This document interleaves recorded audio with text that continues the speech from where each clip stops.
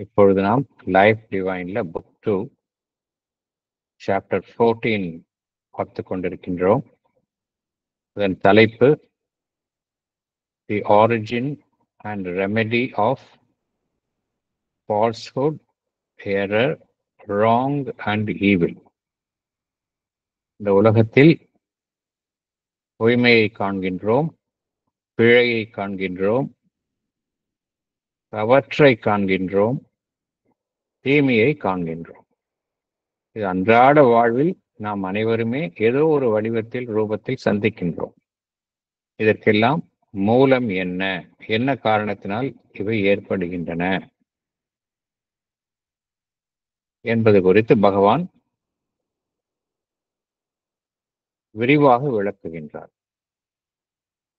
போன செஷன்ல பேராகிராஃப் 23, 24 பார்த்தோம்.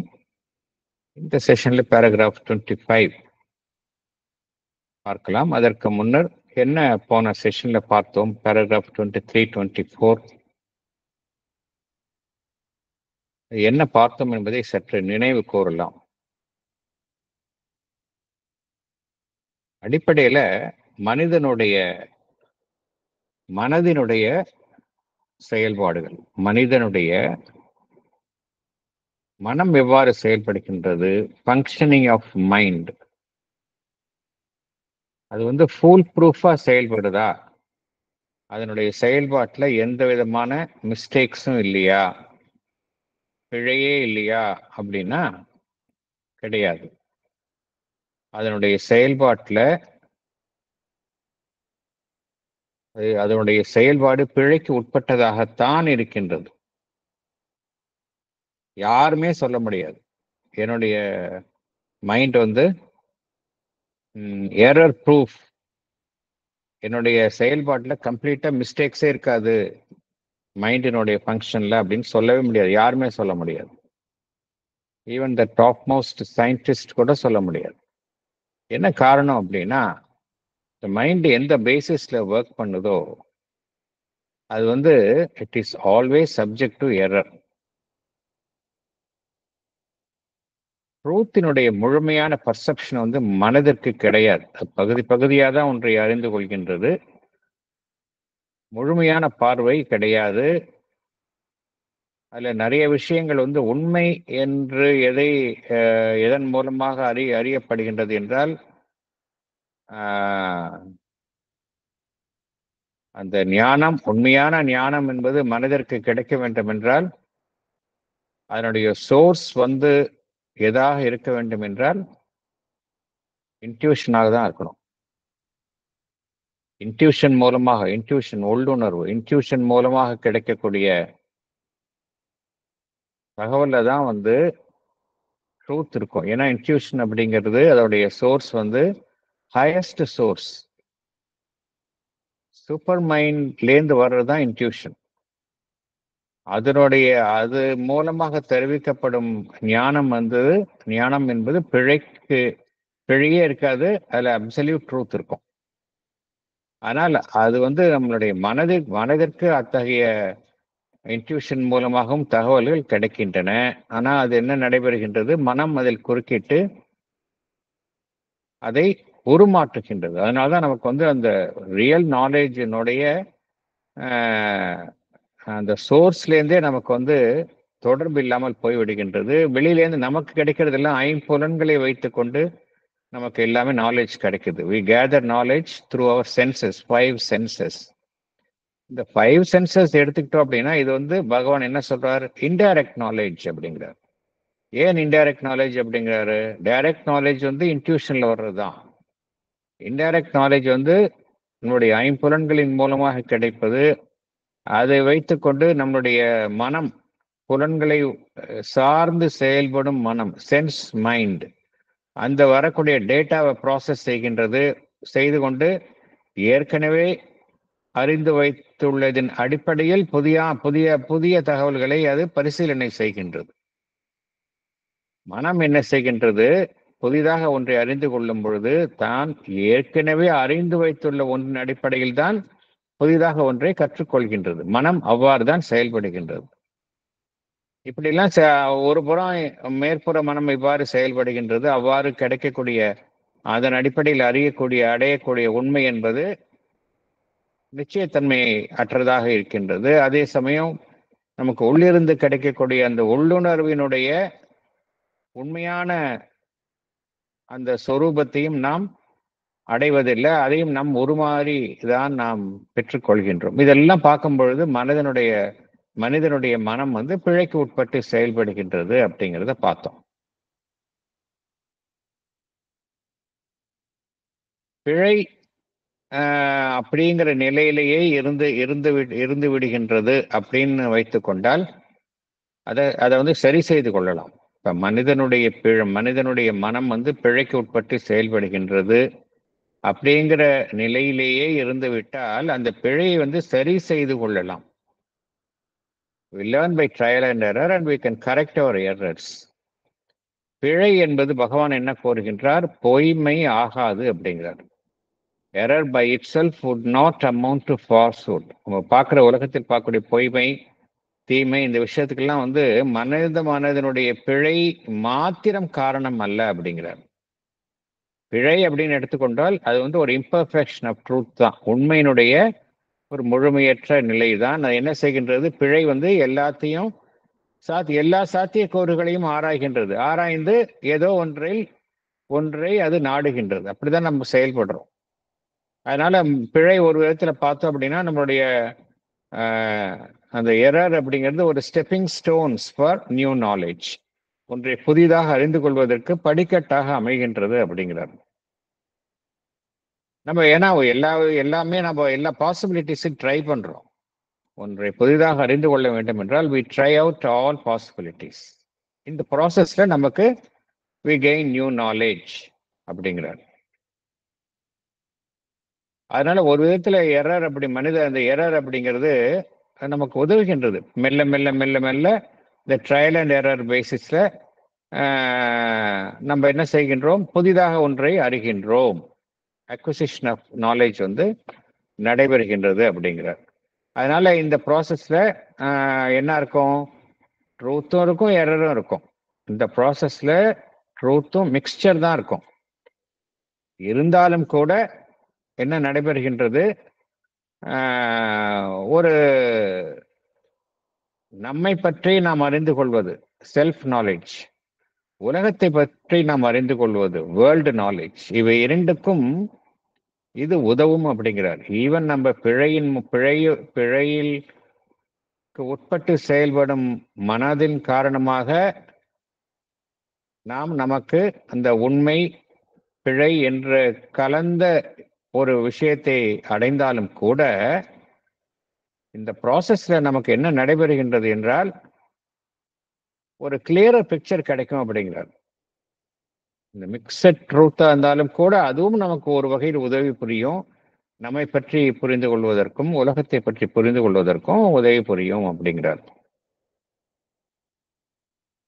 இதுல இது வந்து எல்லாமே வந்து பரிணாம வளர்ச்சிக்கு உட்பட்டு தான் மனிதர்கள் செயல்படுகின்றனர். நம்ம வந்து எவல்யூஷன்ல ஒரு 2000 வருடங்களுக்கு முன்பு இருந்த மாதிரி நம்முடைய மனம் வந்து இப்பொழுது செயல்படுவது இல்லை. சற்று முன்னேறிய அளவில் தான் செயல்படுகின்றது. அதுல வந்து நிறைய ட்ரையல் அண்ட் எரர் பேசிஸ்ல புதிதாக விஷயங்களை கற்றுக்கொள்கின்றோம், தவறுகளை இழைக்கின்றோம். அதன் மூலமாக சில வி லேர்ன் சம் லெசன்ஸ். அப்புறம் தவறுகளை நம்ம அதை செய்யறது இல்லை, புதுசா வேற ஒரு விஷயத்தை கற்றுக்கொள்கின்றோம். ட்ரையல் அண்ட் எரர் பேசிஸ்ல இந்த பரிணாமத்துல இந்த ப்ராசஸ் வந்து கண்டினியூ ஆயிட்டே தான் இருக்குது அப்படிங்கிறார் பகவான். திஸ் ப்ராசஸ் இட்ஸ் எவர் எட்டர்னலா நடந்து கொண்டே இருக்கின்றது. இதனால என்ன நடைபெறுகின்றது என்றால் மனிதனுடைய மனம் சார்ந்த உணர்வு நிலை, மென்டல் கான்சியஸ்னஸ் வந்து வளர்ந்து கொண்டே இருக்கின்றது. ஒரு 400-500 வருடங்களுக்கு முன்னாடி இருந்த மனித மனதனுடைய மென்டல் கான்சியஸ்னஸை விட இப்பொழுது முன்னேறி உள்ளது. அதுதான் பரிணாமத்தினுடைய இயல்பு. இந்த ஹையர் மேலதான் போயிட்டு இருக்கோம், கீழே போகாது பரிணாமத்துல.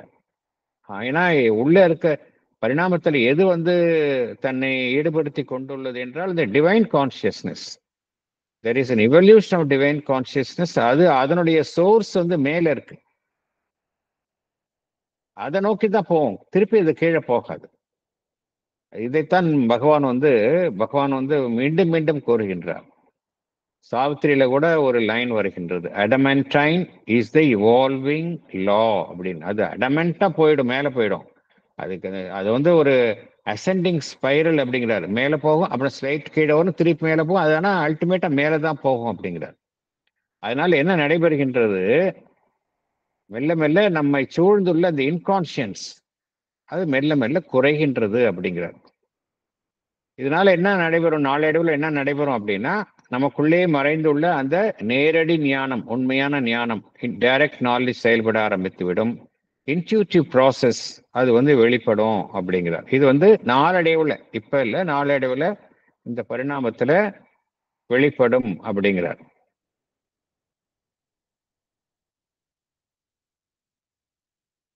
ஆனா இது வந்து பரிணாமத்துல இவ்வாறு தான் நடைபெறுகின்றது. இது இப்படியே இருக்காது.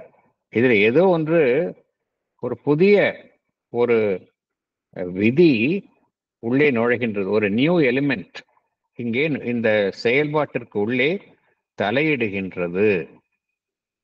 மனித மனம் பிழைக்குட்பட்டு செயல்படுகின்றது. ஆசச் பார்த்தோம் அப்படின்னா இது ஹார்ம்லெஸ், அதனால தீமை எதுவும் நடக்காது. ட்ரையல் அண்ட் எரர் நடைபெறுகின்றது. ட்ரையல் அண்ட் எரர் கத்துக்கிறோம், திருப்பி அதை தவறு செய்யாம இருப்போம். தட் இஸ் நோ ப்ராப்ளம் அப்படிங்கிறாரு.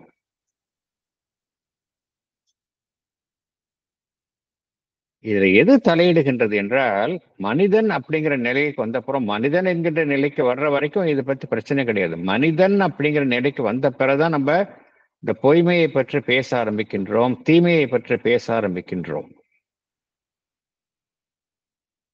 இது எது இதற்கு காரணமாக இருக்கின்றது என்றால், மனிதனுடைய ஈகோவினுடைய குறுக்கீடு. இதுதான் செகண்ட் எலிமெண்ட் அப்படிங்கிறார். ஃபர்ஸ்ட் எலிமெண்ட் வந்து நம்மளுடைய பிழைக்கு உட்பட்டு செயல்படும் மனம். அந்த நிலையிலேயே அது எந்த தப்பும் இல்லை. ஆனா இந்த மனிதன் அப்படிங்கிற நிலைக்கு வந்த பிறகும் அந்த மென்டல் ப்ராசஸ்ல ஈகோ சேர்ந்து கொள்கின்றது. இன்டர்ஃபியரன்ஸ் ஆஃப் ஈகோ, இங்கதான் ப்ராப்ளம் வருது. இதுதான் எல்லாத்துக்கும் அடிப்படையான, எல்லா விதமான ஒரு நெகட்டிவ் ஃபேக்டர்ஸ்க்கும் காரணமாக இருக்கின்றது அப்படிங்கிறார். எப்படி என்னென்ன விதமான ஈகோல நம்ம செயல்படுறோம் அப்படின்னா, உடல் சார்ந்த ஈகோ நமக்கு இருக்கு, பிசிக்கல் ஈகோ இருக்கு, உடலை சுற்றி தான் அது எல்லாமே சிந்தனை எல்லாம் இருக்கும். அப்புறம் லைஃப் ஈகோ இருக்கு, வைட்டல் ஈகோ, அதனுடைய வைட்டல் சாட்டிஸ்ஃபேக்ஷன், டிசையர்ஸு, ஆம்பிஷன்ஸ், இதை சுற்றியே தான் அதுக்கு இருக்கும். நம்மளுடைய உயர்வான தன்மையை உறுதி செய்து கொள்வது, இதெல்லாம் தான் இதை சுற்றி தான் இருக்கும். மென்டல் ஈகோ இருக்கு, மனம் சார்ந்த ஈகோ இருக்கு. அது என்ன செய்கின்றது, நான் நினைப்பது தான் சரி, என்னுடைய கருத்து தான் உயர்வான கருத்து என்று அது தன்னை எப்பொழுதுமே உறுதி செய்து கொள்கின்றது. மற்றவர்களுடைய கருத்தை ஏற்க மறுக்கின்றது. எனக்கென்று ஒரு ஒப்பீனியன்ஸ் இருக்கு, ஜட்ஜ்மெண்ட்ஸ் இருக்கு, அதுதான் உண்மை, மற்றதெல்லாம் உண்மை இல்லை அப்படின்னு அது டிசைட் பண்ணுது. ஸோ இது மாதிரி 3 விதமான ஈகோ நம்மளுடைய செயல்பாட்டில் தலையிடுகின்றது அப்படிங்கிறார்.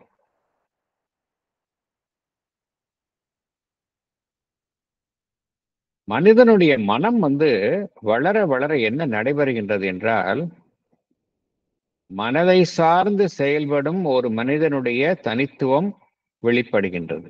மனிதனுடைய மனதை சார்ந்து வெளிப்படும் ஒரு தனித்துவம், அதுக்கு பேர், அதைத்தான் பகவான் மென்டல் இண்டிவிஜுவாலிட்டி அப்படிங்கிறார். இந்த மென்டல் இண்டிவிஜுவாலிட்டி அப்படிங்கிறது விலங்குகளுக்கு கிடையாது, மனிதனுக்கு தான் இருக்கு. ஏன்னா மனிதனுக்கு தான் மனம் அப்படின்னு இருக்கு. ஸோ ஒவ்வொரு மனிதனுக்கும் பார்த்தோம் அப்படின்னா பிரத்யேகமாக அவனுடைய மனதை ஒட்டி செயல்படும் ஒரு இண்டிவிஜுவாலிட்டி இருக்கு. அதனாலதான் ரெண்டு பேரும் வந்து ஒரே மாதிரி இருக்க முடியாது. It is impossible. ஒரு பர்சனல் எலிமெண்ட் அங்க உள்ள வந்துடுது, ஒரு செப்பரேட் ஒரு டெண்டன்சி, மைண்ட் டெண்டன்சி, என் மனதை ஒட்டிய ஒரு டெம்பரமெண்ட், இதெல்லாம் வந்துடுது. எல்லாமே நம்மளுடைய மேற்புறத்தில் இருந்துதான் நம்ம அனைவருமே செயல்படுகின்றோம். நம்மளுடைய சர்ஃபேஸ் மென்டல் இண்டிவிஜுவாலிட்டி எப்படி இருக்கு அப்படின்னா, நம்முடைய ஈகோவை சார்ந்து, ஈகோவை மையமாக வைத்துதான் செயல்படுகின்றது. It is always ego centric. அப்படின்னா என்ன அர்த்தம் அப்படின்னா, இந்த உலகத்துல என்னை சுத்தி எவ்வளவோ விஷயங்கள் நடக்கின்றன. எல்லாத்தையும் நான் எப்படி பார்க்கிறேன் அப்படின்னா, என்னுடைய சொந்தமான ஒரு நிலைப்பாட்டிலிருந்து தான் நான் அனைத்தையுமே பார்க்கின்றேன். இதுல என்ன, what is in for me, இது எந்த விதத்துல என்ன பாதிக்கும், என்னையோ என் குடும்பத்தையோ பாதிக்கும். எல்லாமே அந்த மையமாக இருக்கிறது எதுன்னு பார்த்தோம்னா நான் அப்படிங்கிறது மையமாக இருக்கும். அது நம்மளுடைய ஃபேமிலியாக இருக்கலாம். ஆனா மையம் அப்படின்னு பார்த்தோம்னா நான். இப்படித்தான் நம்ம உலகத்தை பார்க்கிறேன். விஷயம் நடக்குது அப்படின்னா அந்த விஷயத்த நான் வந்து ஒரு மூன்றாம் நபர் போல பார்ப்பது இல்லை. அப்ஜெக்டிவா பார்க்கறது கிடையாது. அதுல என்னுடைய இன்ட்ரெஸ்ட் இருக்கா, அது எந்த விதத்துல என்ன பாதிக்கும், இப்படித்தான் நான் எல்லாத்தையும் பார்க்கிறேன்.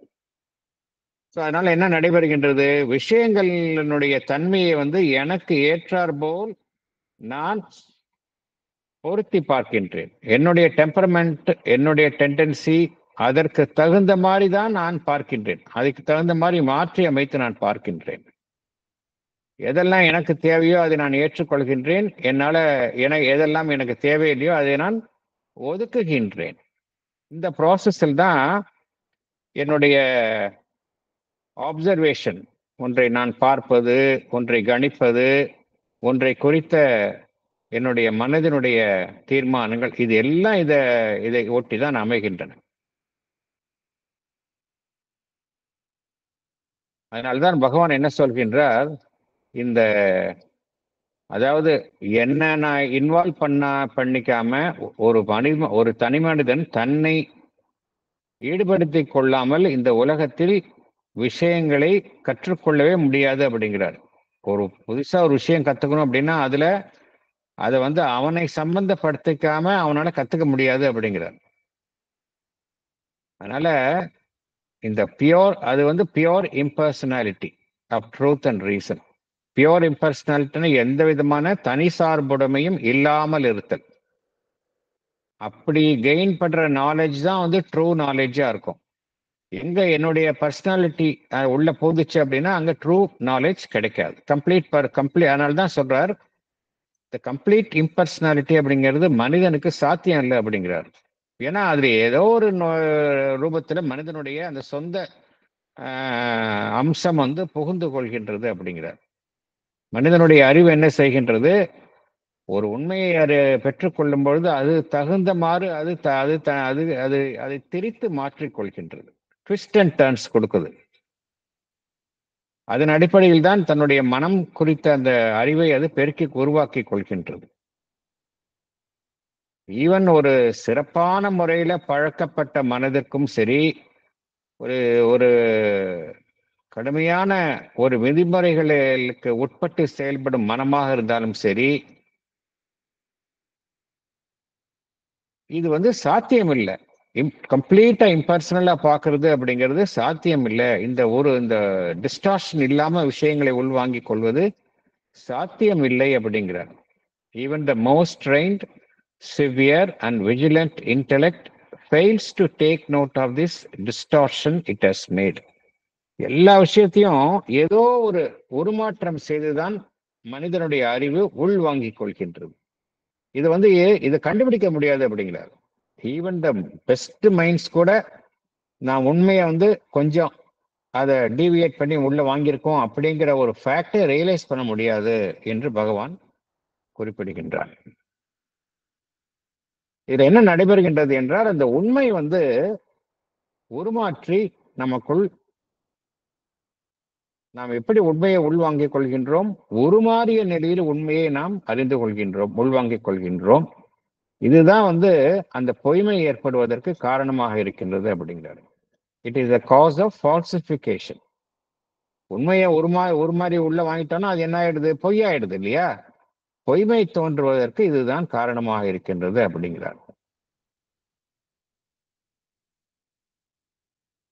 ஏன்னா நம்ம வந்து வெளியிலேருந்து அந்த உண்மைகள், எண்ணங்கள், இதெல்லாம் வந்து ஒரு தெளிவான ஒரு புரிதலின் பேரில, அதாவது உண்மை எதுவோ அதன் அடிப்படையில பெற்றுக்கொள்வது இல்லை. ஆனா எப்படி பெற்றுக்கொள்கின்றோம்? நம்முடைய ஓன் ப்ரிஃபரன்ஸ் பேர்ல, இது எனக்கு வேண்டுமா வேண்டாதா, வேண்டுமா வேண்டாதவையா அப்படிங்கிற ஓன் ப்ரிஃபரன்ஸ். அப்புறம் இது எனக்கு வந்து சூட் ஆகுமா சூட் ஆகாதா, பர்சனல் சூட்டபிலிட்டி. இது என்னுடைய டெம்பரமெண்ட்டுக்கு பொருந்துமா பொருந்தாதா, டெம்பரமெண்டல் சாய்ஸ். அப்புறம் இது குறித்த என்னுடைய முன்கணிப்பு, ப்ரீ ஜட்ஜ்மெண்ட். இதன் அடிப்படையில் தான் நான் எல்லாத்தையும் உள்ள வாங்கிக்கிறேன். ஒரு ஃபேக்டோ ஐடியாஸையோ அப்படியே நான் உள்ள வாங்கிக்கிறது இல்லை. இந்த பேசிஸ்ல உள்ள வாங்கிக்கிறதுனால என்னால வந்து ட்ரூத் ஃபுல்லா எதையும் வாங்கிக்க முடியல. ஃபால்ஸ் கூட தான் நான் வாங்கிக்கிறேன் வெளியில இருந்து. ட்ரூத்தை கூட நான் வந்து ஒரு ஃபால்ஸா உருமாறிய நிலையில் தான் உள்வாங்கிக் கொள்கின்றேன்.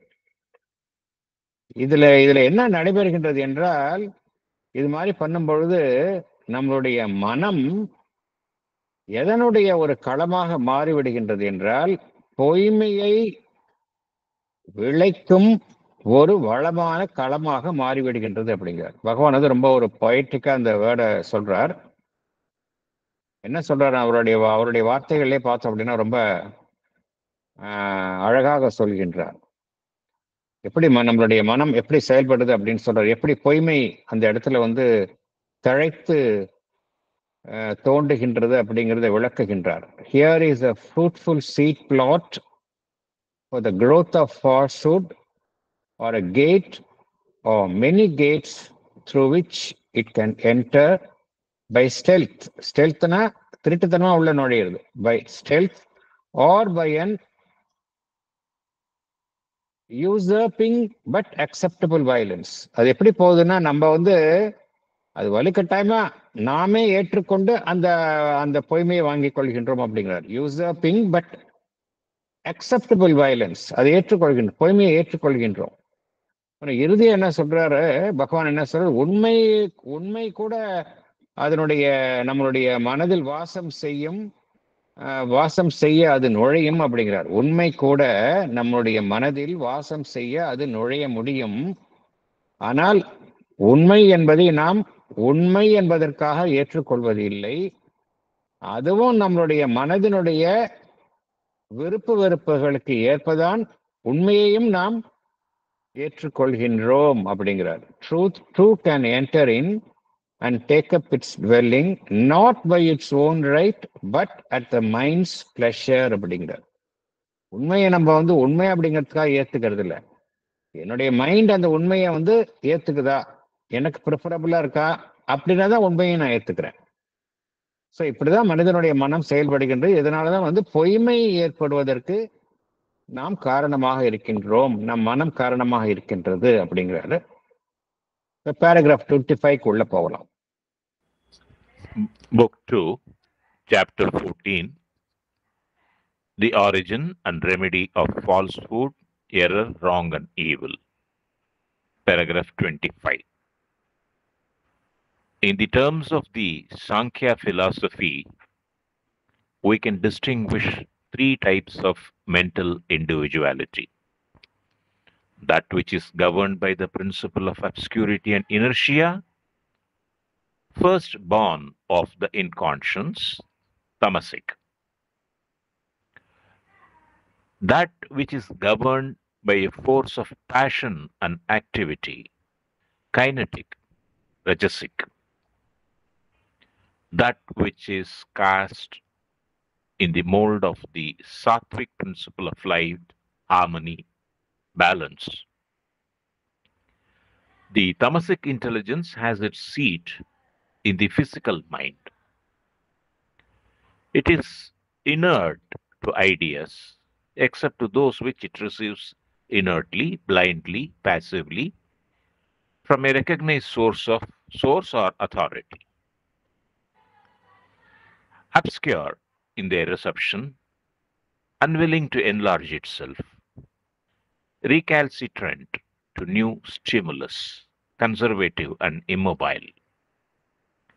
It clings to its received structure of knowledge, and its one power is repetitive practicality. But it is a power limited by the accustomed the obvious, the established and familiar, and already secure. It thrusts away all that is new and likely to disturb it. Explanation. Sankhya psychology means one of these philosophical systems in India classifies three types of mental individuality. One is tamasic nature. It is governed by the principle of austerity and inertia. It is something which came first from the inconscience. Second is rajasic. It is governed by a force of passion and activity. It is dynamic. Third is sattvic. It is governed by the principle of light, harmony, and balance. The tamasic intelligence has its seat in the physical mind. It is innate to ideas. It is marked by mechanical and repetitive thinking.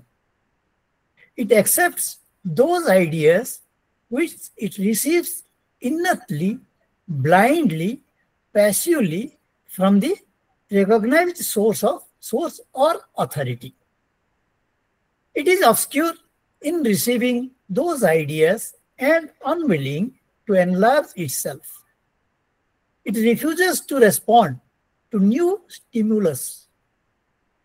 It is conservative and immobile. It clings to its received structure of knowledge. Its one power is repetitive practicality, but this power is limited by the accustomed, the obvious, the established and familiar and already secure. It thrusts away all that is new and likely to disturb. Samkhya philosophy நமக்கு தெரியும். சாங்கியா பிலாசபியில் அது வந்து ஒரு டியூவலிஸ்டிக் philosophy. அது ரெண்டு விதமாக சொல்கிறாங்க. அதில் ரெண்டு அம்சங்கள். ஒன்று புருஷா, சோல் எலிமெண்ட், பிரகிருதி. பிரகிருதி என்பது நேச்சர், ஒரு காமன் நேச்சர் இருக்கும், அதில் மல்டிபிள் சோல்ஸ் இருக்கும். புருஷா பிரகிருதி, அதுதான் வந்து சாங்கியா பிலாசபி. புருஷாங்கிறது ஒன்னொன்னுல இருக்கக்கூடிய டிவைன் எலிமெண்ட், பிரகிருதி அப்படிங்கிறது நேச்சர். இந்த சாங்கியா பிலாசபியில வந்து 3 types ஆஃப் மென்டல் இண்டிவிஜுவாலிட்டி அவங்க வந்து கிளாசிஃபை பண்றாங்க. ஒரு பிரின்சிபல் என்ன அப்படின்னா, ஒரு தெளிவற்ற நிலை, ஒரு மந்த நிலை. அந்த நிலையை ஒற்றி செயல்படும் விதி, பிரின்சிபல் ஆஃப் அப்ஸ்கியூரிட்டி அண்ட் இனர்ஷியா. இதுதான் வந்து இன்கான்ஷியன்ட் ஸ்டேட்லேருந்து வரக்கூடிய முதல் நிலை. இந்த ஒரு மந்த நிலை, இதுதான் தமசிக் ஸ்டேட். இது ஃபர்ஸ்ட். அடுத்தது வந்து ரஜசிக் ஸ்டேட். ரஜசிக் ஸ்டேட் வந்து என்ன, அங்கே ஃபோர்ஸ் அண்ட் ஆக்ஷன். ரஜஸ் அப்படின்னால என்ன அர்த்தம்? Force and action. ஒன்றை செய்ய வேண்டும் என்கின்ற ஒரு பேஷன், செயல்படுதல், துடிப்புடன் செயல்படுதல், இதெல்லாம் ரஜசிக் குவாலிட்டிஸ். அடுத்தது பார்த்தோம் அப்படின்னா, மூன்றாவது என்ன அப்படின்னா sattvic principle. Principle of light, harmony and balance, எல்லாத்துலேயும் சமமாக இருக்கிறது, ஒத்துசைவுடன் செயல்படுவது, ஒரு உயர் ஒளியில் செயல்படுவது. Principle of light, harmony and balance. இந்த தமஸ், அதை ஒட்டி செயல்படும் அறிவு, தமசிக் இன்டெலிஜென்ஸ், அதனுடைய இருப்பிடம் எங்க இருக்கு அப்படின்னா நம்மளுடைய பிசிக்கல் மைண்ட். பிசிக்கல் மைண்ட் எப்படின்னா, எதெல்லாம் மெக்கானிக்கலா இருக்கோ அதெல்லாம் பிசிக்கல் மைண்ட். நம்மளுடைய பழக்கப்பட்ட நிலைக்கு தான் அது செயல்படும். பிசிக்கல் மைண்ட் எப்படி இருக்கும் அப்படின்னா, பழக்கப்பட்ட நிலைக்கு தான் செயல்படும். அது ஒரு ரெக்கார்டு, தேஞ்ச ரெக்கார்டு மாதிரி ஒன்று அப்படியே பண்ணிட்டே இருக்கும். அதுக்கு தான் அதோடைய செயல்பாடு. ஒரே விஷயத்தை திருப்பி செய்யறது, ஒரே விஷயத்தை திருப்பி சிந்தனை செய்யறது, மேலே போகாம ஒரு இடத்துல ஸ்டாக்னண்டா இருக்கிறது. அதுதான் பிசிக்கல் மைண்ட். தமசிக் இன்டெலிஜென்ஸ் வந்து அப்படிதான் இருக்கும், தமஸ்ல இருக்கும், சோம்பேறித்தனத்துல இருக்கும். அதனால புதுசா ஒரு ஐடியா, ஒரு எண்ணம் வந்தது அப்படின்னா அதை ஏற்றுக்கொள்ளும் அந்த ஒரு ஏற்பு திறன் அதற்கு இருக்காது. It is inert ideas.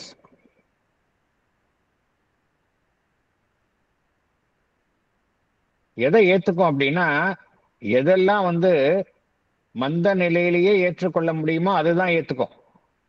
நான் மந்த நிலையில இருக்கிறேன், என் மைண்டை கொஞ்சம் ஷார்பன் பண்ணி இன்னொரு விஷயத்தை கத்துக்கணும் அப்படின்னா நான் அதுக்கு தயாரா இருக்க மாட்டேன்.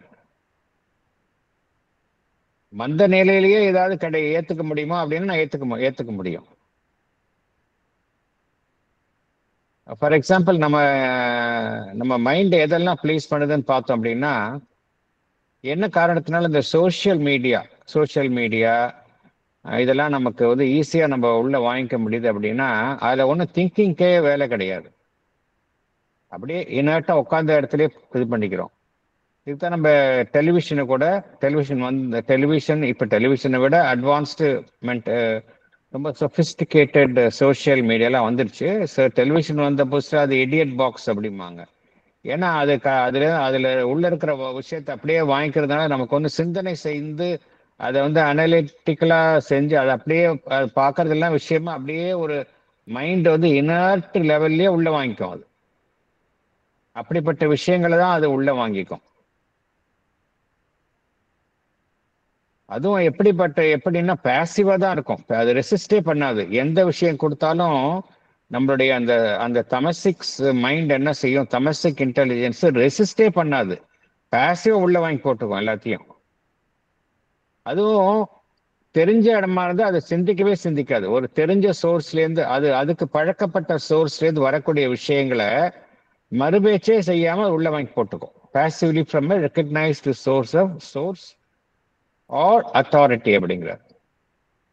அதுவும் உள்ள வாங்கிக்கக்கூடிய விஷயத்தையும் கூட எப்படி வாங்கிக்கும் அப்படின்னா, அதுவும் ஒரு தெளிவற்ற நிலையில் தான் வாங்கிக்கும். அப்ஸ்கியூர் இன் த ரிசெப்ஷன் அப்படிங்கிறார். ஒரு கிளாரிட்டியோட உள்ள வாங்கிக்காது. தன்னை புதிய விஷயங்களின் மூலம் தன்னுடைய அறிவையோ செயல்பாட்டையோ விரிவுபடுத்திக் கொள்ள அது முன் வராது அப்படிங்கிறார். unwilling to enlarge itself. That is why இந்த சோஷியல் மீடியா அதுல புக்காரங்க வந்து அடிக்ட் ஆயிடுறாங்க. ஏன்னா அதுல இருந்து அடுத்த நிலைக்கு அவங்களால போகவே முடியாது. unwilling to enlarge itself. புதுசா நமக்கு வந்து ஒரு விஷயம் கிடைக்குது, புதிதாக ஒரு விஷயத்தை, புதிய ஒரு நியூ ஐடியா வருது, அது வந்து ஒரு புதிதாக ஒரு விஷயத்தை செய்ய தூண்டுகின்றது அப்படின்னா அதற்கு வந்து இது ஒத்துழைக்காது. recalcitrant to new stimulus. ஏன்னா மந்தமா தான் இருக்கும். அது வெளியிலேருந்து வரக்கூடிய எந்த விதமான ஒரு உயர்நிலைக்கு செல்லக்கூடிய தூண்டுதலுக்கும் அது இணங்காது. recalcitrant to new stimulus. கன்சர்வேட்டிவா இருக்கும், பழமையிலேயே ஊறி இருக்கும், புதுசா எதையுமே ஏற்றுக்கொள்ளாது. இம்மொபைல், அசைவற்ற நிலையில இருக்கும், செயல்படாது. ஏதாவது ஒரு விஷயத்தை வந்து நாலேஜ் வந்து அது உள்ள வாங்கியிருக்கும், அதன்படி தன்னுடைய எண்ணங்களை அது அமைத்து இருக்கும், அதுலயே அது கெட்டியா பிடிச்சிட்டு இருக்கும். It clings to its received structure of knowledge அப்படிங்கிறார். இதெல்லாம் நம்மெல்லாம் செய்யறது தான் பகவான் சொல்றார். நமக்கிட்டயே 3 குணங்களும் இருக்கு. இது எந்த மனிதனும் சொல்ல முடியாது, நான் வந்து என்கிட்ட இந்த குணம் இல்லை, நான் எப்பொழுதுமே ஹையஸ்ட் லெவல்ல தான் செயல்படுவேன் யாருமே சொல்ல முடியாது. மாறி மாறிதான் ஒவ்வொரு மனிதனும் இந்த 3 நிலைகளுக்குள்ளதான் அவன் சஞ்சரிக்கின்றான். 3 நிலைகளையும் மாறி மாறிதான் மனிதன் வந்து செயல்படுகின்றான். அதனால நம்மை நாமே உற்று நோக்கினா இந்த அம்சங்கள் நம்மிடமும் இருப்பதை நாம் காண முடியும். It clings to its received structure of knowledge and its one power is repetitive practicality. இதுதான் நம்ம செய்வோம். ரிப்பீட்டடா ஒரே விஷயத்த ஒரே மாதிரி செய்வோம். சற்று கொஞ்சம் மாறினா கூட ஏத்துக்க மாட்டோம். இல்ல இதெல்லாம் இப்படிதான் நான் செஞ்சு பழக்கம், இது மாற்ற மாட்டேன். இது எல்லா விஷயத்திலயும் அப்படிதான் இருக்கும். அது சம்டைம்ஸ் அது வந்து நமக்கு வந்து கெடுதலா கூட இருக்கும். But we don't mind sticking on to it. சின்ன விஷயமா இருக்கட்டும், ஒரு பல் விளக்குறது கூட அந்த பேட்டர்ன்ல ஃபிக்ஸ் ஆயிடுச்சு அப்படின்னா அதை நம்ம மாத்திக்க மாட்டோம். அது மாதிரி நிறைய விஷயங்கள்ல அதுதான் சொல்றாரு, it's one power is repetitive practicality அப்படிங்கிறார். எது எனக்கு பழக்கமா இருக்கோ, எதுக்கு நான் பழக்கப்பட்டிருக்கின்றேனோ, எது எனக்கு நன்றாக மேலோட்டமாக தெரிகின்றதோ, எது நன்றாக வேரூன்றி என்னுள் இருக்கின்றதோ, எது எனக்கு நன்கு அறிமுகமானதாக இருக்கின்றதோ, எது குறித்து நான் மிகவும் பாதுகாப்பாக உணர்கின்றேனோ, இந்த விஷயங்களுக்குள்ளதான் என்னுடைய அந்த தமசிக் இன்டெலிஜென்ஸ் வந்து செயல்படும். அதனால இந்த தமசிக் இன்டெலிஜென்ஸினுடைய செயல்படும் சக்தி என்பது இந்த அம்சங்களினால் கட்டுப்படுத்தப்படுகின்றது அப்படிங்கிறார். It is a power limited by the accustomed. அக்கஸ்டம்னு பழக்கமான விஷயம்தான், obvious, the established and familiar and already secure. இதை நம்ம வந்து மாறி போக மாட்டோம். It thrusts away all that is new and likely to disturb it. நான் வந்து ஒரு ஒரு ஒரு கான்செப்ட் இருக்கு, ஒரு விஷயம் குறித்த ஒரு எண்ணம் எனக்கு இருக்கு. அந்த எண்ணத்துல நான் வந்து ரொம்ப கன்ஃபார்ம்டா இருக்கிறேன், கன்வின்ஸ் ஆயிருக்கேன். ஆனா அதே விஷயம் குறித்த ஒரு மாறுபட்ட எண்ணம்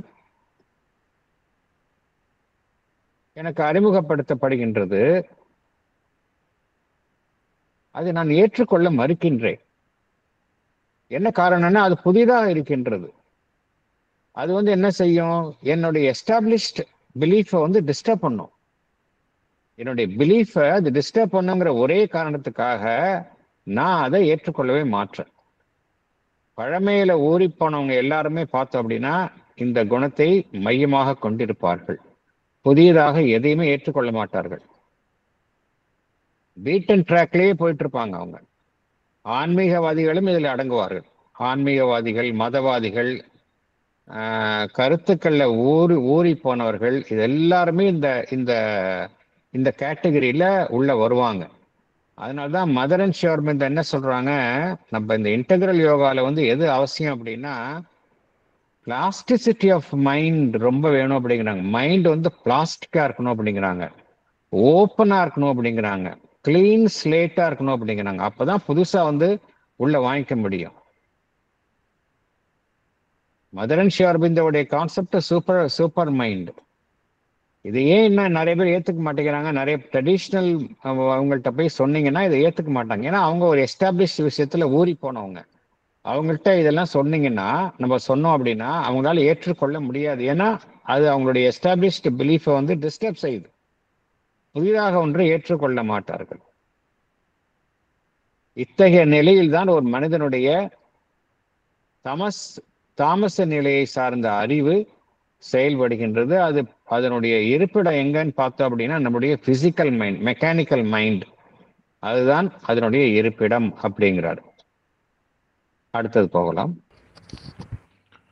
The Rajasic intelligence has its main seat in the vital mind and is of two kinds. One kind is defensive with violence and passion, assertive of its mental individuality and all that is in agreement with it, preferred by its volition, adapted to its outlook, but aggressive against all that is contrary to its mental ego structure or unacceptable to its personal intellectuality. The other kind is enthusiastic for new things, passionate, insistent impetus, often mobile, beyond measure, inconstant and ever restless, governed in its idea not by truth and light, but by the zest of intellectual battle and movement and adventure. The rajasic intelligence has its main seat in the vital mind. It is of two kinds. One kind is defensive with violence and passion. It is assertive of its mental individuality and all that is in agreement with it. It prefers to make decisions on its own. It admits all that is adapted to its outlook, but it is aggressive against all that is contrary to its mental ego structure or unacceptable to its personal intellectuality. The other kind is enthusiastic for new things, passionate, insistent, impulsive. It is often active beyond measure, inconstant, and ever restless. It is governed in its idea not only by truth and light, but by the zest of intellectual battle and movement and adventure. Thank you. இப்போ இந்த போன பேராகிராஃபில் பகவான் வந்து தமசிக் intelligence எப்படி செயல்படுது அப்படிங்கிறத பார்த்தார். அப்படிங்கிறத பகவான் வந்து சொல்லியிருந்தார். எப்படி இந்த சாங்கியா பிலாசபியில் தமசிக் ஸ்டேட் எப்படி செயல்படும் அப்படின்னு இன்டெலிஜென்ஸ். எல்லா விதமான மூட நம்பிக்கைகளிலும் பார்த்தோம் அப்படின்னா சூப்பர்ஸ்டிஷன்ஸ், எல்லா நாடுகள்லையும் சூப்பர்ஸ்டிஷன்ஸ் இருக்கு. சூப்பர்ஸ்டிஷன்ஸ் எல்லாமே இந்த தமசிக் ஸ்டேட்ல வர்றது தான்.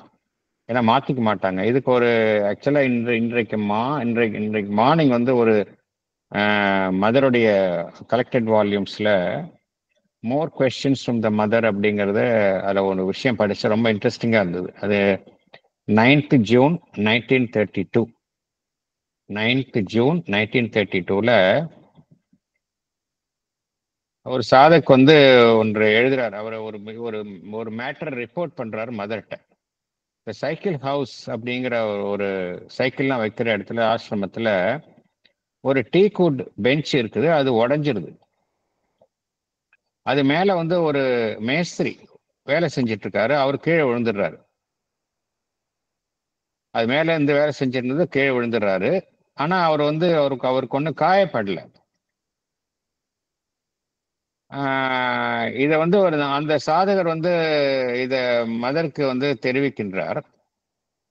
அப்புறம் சொல்றாரு, இந்த இன்சிடென்ட் வந்து அன்னைக்கு வந்து வியாழக்கிழமை 1:30 to 3 டயத்துக்குள்ள ராகு காலத்துல இது நடந்தது அப்படிங்கிற ஒரு விஷயத்த சொல்றாரு. அது வந்து ஒரு இன்ஆஸ்பீசியஸ் பீரியடு. அதனால்தான் வந்து இது மாதிரி நடந்திருக்கலாமோ அப்படின்னு மதர்கிட்ட கேட்கிறாரு அவர். மதர் அதுக்கு ரிப்ளை பண்றாங்க. என்ன சொல்றாங்க? இட் இஸ் ஆல்வேஸ், மதருடைய வேர்ட்ஸை நான் படிக்கிறேன். It is always better not to remember such superstitions. It is a suggestion that acts in these cases. Most often a suggestion in the subconscious mind. But it is made stronger by becoming conscious. அந்த நேரத்துல இது குறித்து நம்ம வந்து கான்சியஸா ஆனாதான் வந்து அது மாதிரி ஒரு விஷயம் வந்து நடக்குமே ஒழிய, if you are not conscious அது நடக்காது அப்படிங்கிறாங்க. So better not to be conscious about these things. அதுதான் மதர் சொல்றது. It is always better not to remember such superstitions அப்படிங்கிறாங்க. சரி, நம்ம சூப்பர்ஸ்டிஷன் வேற, ஸ்பிரிச்சுவாலிட்டி வேற அப்படிங்கிறத ரொம்ப தெளிவா புரிஞ்சுக்கணும். எதெல்லாம் வந்து நம்மளுடைய அறிவுக்கு புறம்பா இருக்கின்றதோ அதெல்லாம் ஸ்பிரிச்சுவல் அப்படிங்கிற ஒரு பிராண்டிங் கொடுத்துடுறோம். Many such things are not spiritual. நிறைய விஷயம் வந்து சூப்பர்ஸ்டிஷன் தான். ரியல் ஸ்பிரிச்சுவாலிட்டி அப்படிங்கிறது ஹையஸ்ட் பிளேன்ல இருக்குது. ஸ்பிரிச்சுவாலிட்டி வந்து it is beyond all superstition. அதுல ட்ரூத் தான் இருக்கும், அதுல வந்து வேற எதுவும் ஃபால்ஸ் கூட இருக்காது. அதனால்தான் மதர் சொல்றாங்க, it is always better not to remember such superstitions அப்படிங்கிறாங்க. அந்த சஜஷன் தான் ஆக்ட் பண்ணும் அப்படிங்கிறாங்க. யாராவது ஒருத்தவங்க சொன்னாங்க அப்படின்னா அது ஆக்ட் பண்ணும். இது பண்ணாதீங்க, இந்த நேரத்துல பண்ணாதீங்க அப்படின்னு சொல்லி நம்ம அந்த விஷயம் குறித்து கான்சியஸா ஆனோனா தான் அது ஆக்ட் பண்ண ஒழிய, otherwise it will not act அப்படிங்கிறாங்க. இது வந்து ஆனா மைண்ட் வந்து இந்த தமசிக் ஸ்டேட்ல இருக்கிற மைண்ட் இது மாதிரி நிறைய விஷயங்களுக்கு வந்து பழகி போயிருக்கோம். அதுலேருந்து வெளியே வர முடியாது. அதனால்தான் அது வந்து இந்த விஷயங்கள்னால பாதிக்கப்படுகின்றது. இது அடுத்த நிலை எப்படின்னா ரஜசிக் இன்டெலிஜென்ஸ். ரஜசிக் சீட் இந்த நம்ம பார்த்தோம். தமசிக் இன்டெலிஜென்ஸினுடைய சீட், அதனுடைய இருப்பிடம் வந்து பிசிக்கல் மைண்ட் அப்படிங்கிறத பார்த்தோம், மெக்கானிக்கல் மைண்ட். ரஜசிக் இன்டெலிஜென்ஸினுடைய சீட் எங்க இருக்கு அப்படின்னா வைட்டல் மைண்ட். மைண்ட்லேயே 3 விதமான இருக்கு இல்லையா? பியோர் இன்டெலெக்சுவல் மைண்ட் அப்படின்னு ஒன்று இருக்கு, ஒரு பிளேன் இருக்கு. ஒன்று பிசிக்கல் மைண்ட், இன்னொன்று வைட்டல் மைண்ட். வைட்டல் மைண்ட்னா டிசையர் மைண்ட். டிசையர், பேஷன்ஸு, எல்லாம் எதெல்லாம் இமோஷன்ஸோட அசோசியேட் ஆயிருக்கோ அதெல்லாம் வைட்டல் மைண்ட். ஸோ அங்கதான் ரஜசிக் இன்டெலிஜென்ஸ் இருக்கு. அது 2 வகைப்படுத்துறார் பகவான். ஒன்று வந்து டிஃபென்சிவா இருக்கும், டிஃபென்சிவ் வித் வயலன்ஸ். அதனுடைய இது என்னன்னா தற்காப்புக்காக அது ஒரு இதா இருக்கிறது, ஒரு ஒரு ஒரு வன்மமா இருக்கிறது. Violence and fashion. பேஷன்னா என்ன அர்த்தம்? ஒரு துடிப்போட இருக்கிறது. பேஷனேட்டான்னு சொல்றோம்ல, ஒரு ஆழ்ந்த ஈடுபாடு ஓட செயல்படுறது, ஒரு தீவிரத்துடன் செயல்படுறது. One kind is defensive with violence and passion. அது எப்படி இருக்கும் அப்படிங்கிறாரு? Assertive of its mental individuality அப்படிங்கிறார். ரொம்ப அசர்ட்டிவா இருக்கும். அது நான் இந்த காரியத்தை நான் முடிச்சே தீருவேன், இது நான் சொல்றது நீ செஞ்சுதான் ஆகணும், இந்த விஷயத்துல ரொம்ப தீர்மானமா இருக்கிறேன், இது மாதிரிலாம் ஸ்டேட்மெண்ட் சொல்றோம்ல, இதெல்லாம் வந்து ரஜசிக் இன்டெலிஜென்ஸ். இது மாதிரி ஸ்டேட்மெண்ட் சொல்லும் பொழுது நம்ம எங்க இருக்கிறோம்? ரஜசிக் பிளேன்ல இருக்கிறோம்னு அர்த்தம். Assertive of its mental individuality and all that is in agreement with it அப்படிங்கிறார். எதெல்லாம் இதோட ஒத்துப்போ இத்தகைய எண்ணத்துடன் ஒத்து போகின்றதோ அதெல்லாம் வந்து இந்த ரஜசிக் குவாலிட்டிக்கு சம்பந்தப்பட்டது அப்படிங்கிறார்.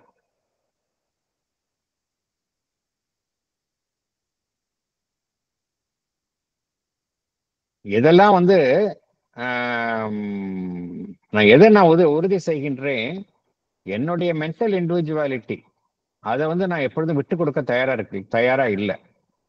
அதை போல என்னுடைய மென்டல் இண்டிவிஜுவாலிட்டிக்கு எதெல்லாம் இணக்கமாக இருக்கின்றதோ அதை ஒன்றுதான் நான் ஏத்துப்பேன். அதுல இருந்து முரண்பட்டது அப்படின்னா நான் ஏத்துக்க மாட்டேன்.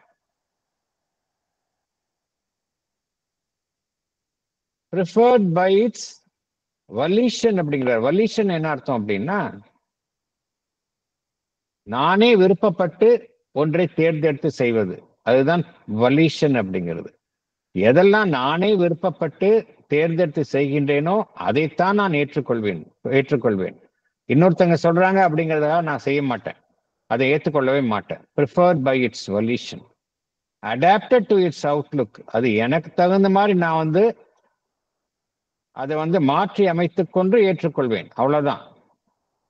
ஒரு விஷயம் இருக்கு அப்படின்னா அது எனக்கு தகுந்த மாதிரி நான் மாற்றினாதான் என்னால ஏற்றுக்கொள்ள முடியும்.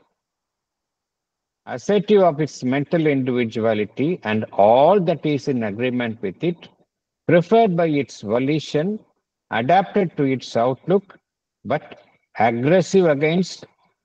இப்படிலாம் இருந்தால் தான் நான் ஏற்றுப்பேன். இதுக்கு எகென்ஸ்டா இருந்தது அப்படின்னா அதை வந்து நான் மூர்க்கத்தனமாக எதிர்ப்பேன். But aggressive against all that is contrary to its mental ego structure or unacceptable to its personal individuality.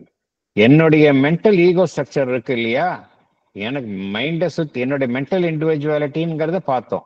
அந்த மென்டல் இண்டிவிஜுவாலிட்டி வந்து எதை சுத்தி அமைஞ்சிருக்கு? என்னுடைய மென்டல் ஈகோ, எனக்கென்று இருக்கக்கூடிய ஒப்பீனியன்ஸு, தேர்வுகள், விருப்ப தேர்வுகள், விருப்ப வெறுப்புகள், என்கிட்ட நானே வைத்துள்ள சில கொள்கைகள், பிடிவாதங்கள், இதெல்லாம் சுத்தி தான் என்னுடைய மென்டல் ஈகோ ஸ்ட்ரக்சர் அமைஞ்சிருக்கு. அதுக்கு எதெல்லாம் வந்து எதிராக இருக்கின்றதோ, முரணாக இருக்கின்றதோ அதெல்லாம் நான் வந்து வன்மமாக எதிர்ப்பேன். aggressive against all that is contrary to its mental ego structure or unacceptable to its personal intellectuality. எதெல்லாம் என்னுடைய தனிப்பட்ட அறிவுக்கு ஏற்றுக்கொள்ளப்படாத, அதாவது பர்சனல் இன்டெலெக்சுவாலிட்டி அப்படின்னா எனக்கென்றே ஒரு பிரத்யேகமாக இருக்கக்கூடிய அந்த ஒரு அறிவு சார்ந்த ஒரு தீர்மானங்கள், எனக்கென்றே எனக்குன்னு ஒரு அறிவு இருக்கு. அதுல என்னென்ன அதன் அடிப்படையில் சில எண்ணங்களை நான் அமைத்துள்ளேன். அதெல்லாம்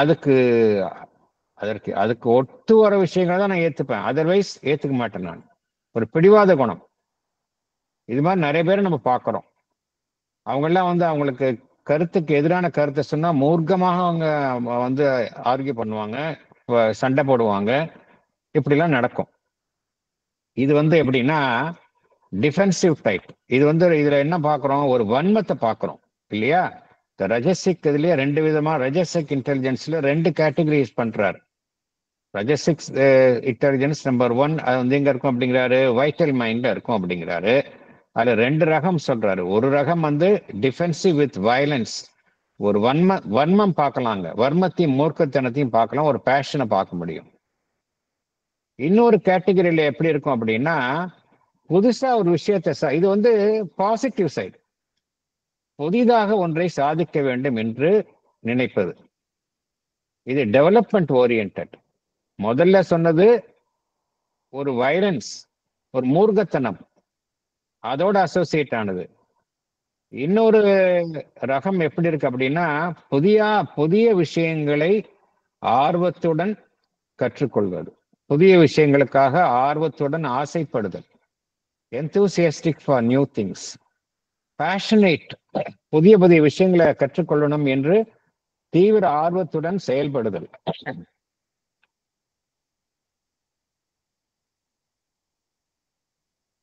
ஒரு விஷயத்தை நம்ம இந்த காரியத்தை இந்த தேதிக்குள்ள செய்யணும், இல்ல இதை சாதிக்கணும்னு நினைக்கிறோம். அதுல பிடிவாதமா இருக்கிறது, இன்சிஸ்டன்ட், அதுதான். அப்புறம் இம்பெட்டுவஸ். ஒரு விஷயம் இருக்கு, இந்த விஷயத்தை இப்ப செஞ்சா நல்லா இருக்கும்னு நினைக்கிறோம். நம்ம அதுக்கு என்ன செய்யறோம்? வெயிட் பண்ண விரும்ப மாட்டோம், உடனே முடிச்சிடணும் நம்ம அதை.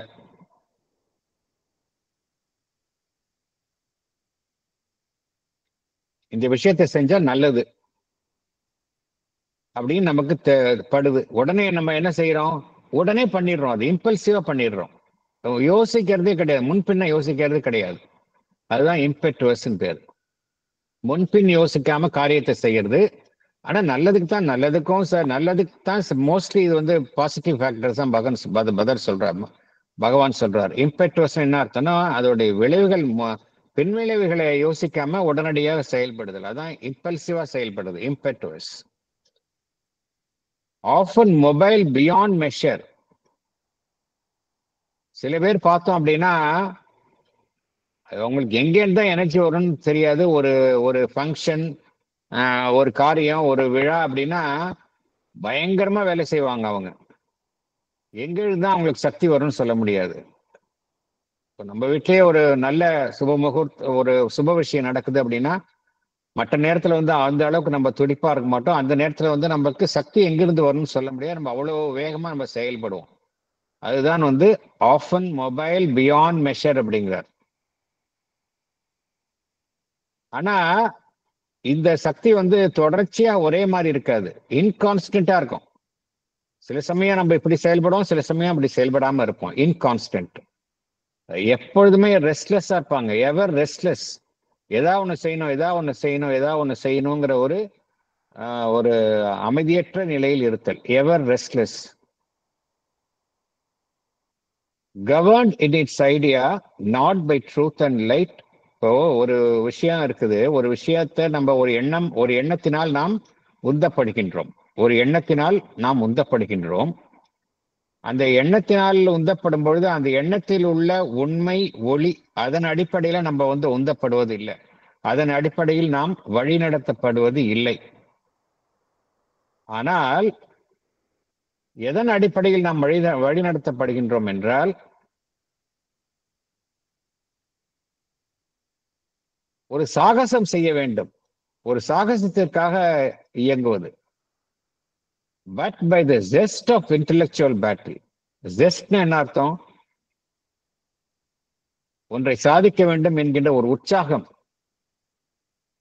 அந்த ஒரு அறிவு சார்ந்த ஒரு போராட்டத்தில் ஈடுபடுவதில் ஒரு உற்சாகம்.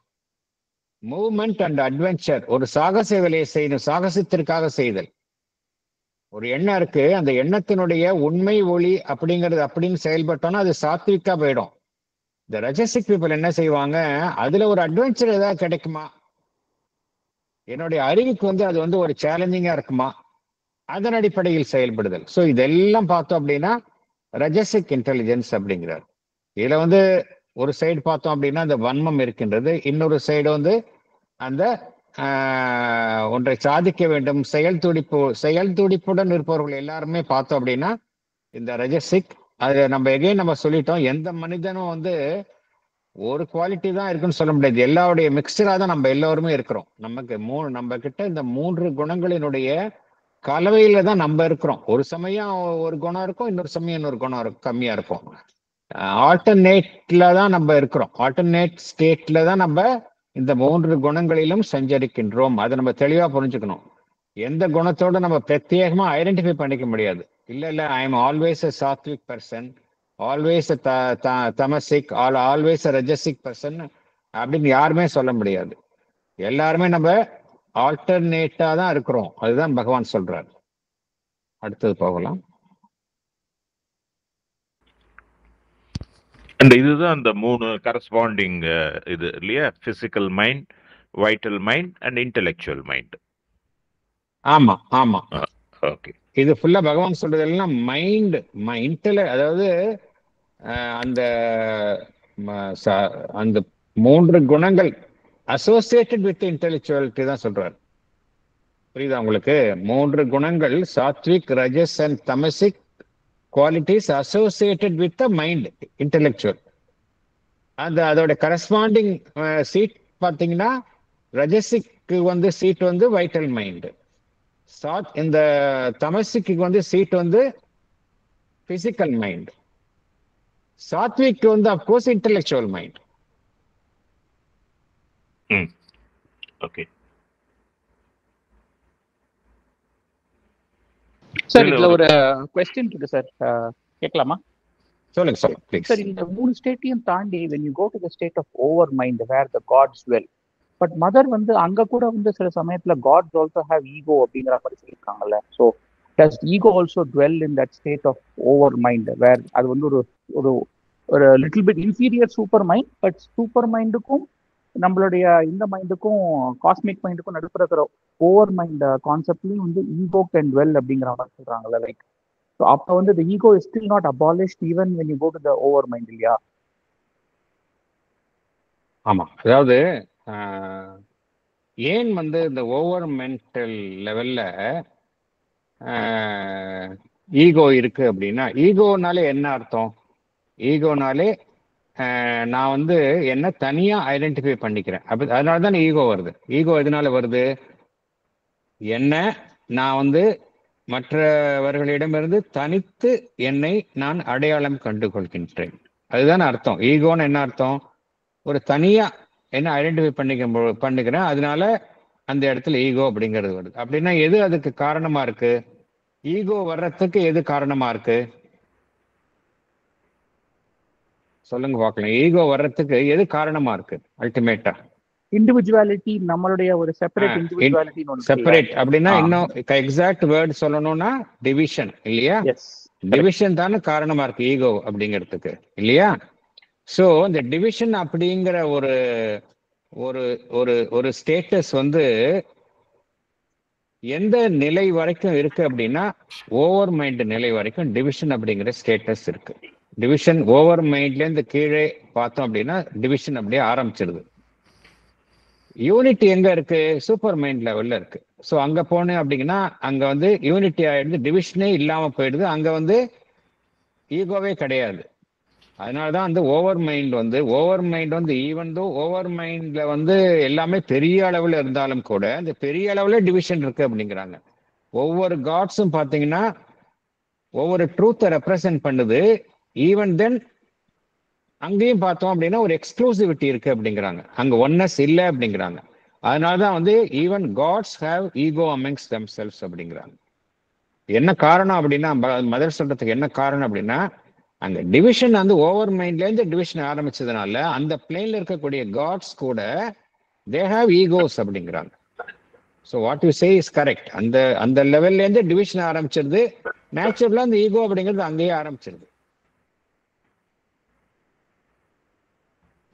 அதனால தான் மேபி ஐ திங்க் என் சாவித்திரியில கூட அஸ்ட்ரோபதி வந்து பாரடைஸ் ஆஃப் லைட் காட் போயிட்டு அங்க ஓவர் மைண்டை பார்த்தப்புறம் கூட is not satisfied and feels that இன்னும் நம்ம அசென்ட் வந்து has to be even more அப்படின்னு is not content with what he sees there இல்லையா. That is he want to even transcend that state.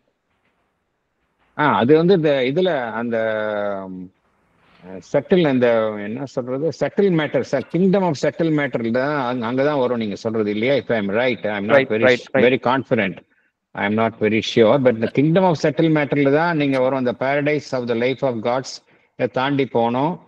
இது அது வந்து பாரடைஸுக்கு ஈக்குவலா இருந்தாலும் அதை தாண்டி போகணும்னு வரும். I think if I am not wrong வரும். பட் எகைன் ஹையஸ்ட் சோர்ஸ் வந்து சூப்பர் மைண்ட் தான். அதுதான் பகவான் சொல்றாரு. சூப்பர் மைண்ட் தான், டிவிஷன் இருக்காது. So there is no question of ego. Okay sir. Even இந்த 3 குணத்தையும் பத்தி பகவான் என்ன சொல்றாரு அப்படின்னா, கீதையில என்ன சொல்றாங்க அப்படின்னா 3 குணத்தையும் தாண்டி நம்ம போகணும். கம்ப்ளீட்டா வந்து அந்த அந்த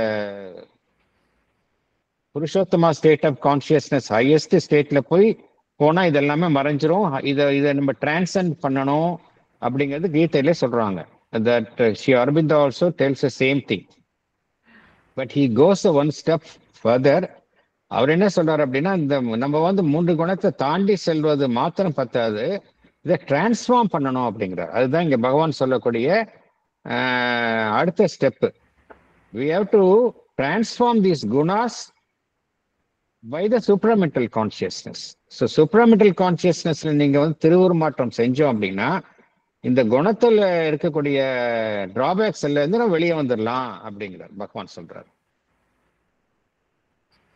ஒண்ணு இந்த 3 குணத்தையும் டிரான்சென்ட் செய்யணும், கடந்து செல்லணும்னு தான் ஒரு இது கடந்து சென்று ஹையஸ்ட் லெவலுக்கு போய் அங்கேயே இருந்துட முடியாது நம்ம. ஏன்னா லைஃப்ல நம்ம வாழ்ந்தாகணும். அதனால என்ன சொல்யூஷன் அப்படின்னா, நம்ம வந்து சூப்ராமெண்டல் கான்சியஸ்னஸ்னால இந்த 3 குணங்களையும் நம்ம திருவுருமாற்றம் செஞ்சு நம்மளால இருக்க முடியும். இதனுடைய லிமிடேஷன்ஸ்ல இருந்து நம்ம வெளியில வர முடியும். அதுதான் பகவான் அட்வொகேட் பண்றார். Okay sir. Yes sir. அடுத்து போலாம். The sattvic intelligence is eager for knowledge, as open as it can be to it, careful to consider and verify and balance, to adjust and adapt to its view whatever confirms itself as truth, receiving all that it can assimilate, skillful to build truth in a harmonious intellectual structure.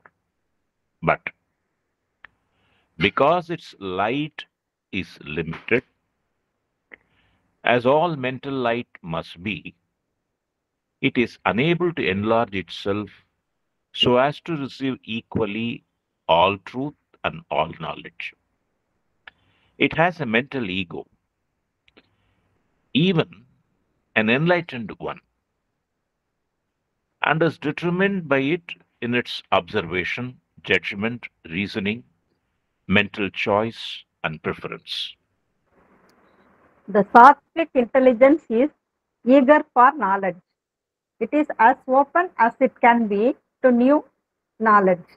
It is careful to consider and verify and balance, to adjust and adapt to its view whatever confirms itself as truth. It is receiving all that it can assimilate and is skillful to build truth in a harmonious intellectual structure. Being the mental light, its light is limited. Therefore, it is unable to receive equally all truth and all knowledge. It has a mental ego, an enlightened one. All its observation, judgment, reasoning, mental choice, and preference is determined by its mental ego. Thank you, sir. Thank you. நம்ம அடுத்த category வந்து Satwik intelligence. சாத்விக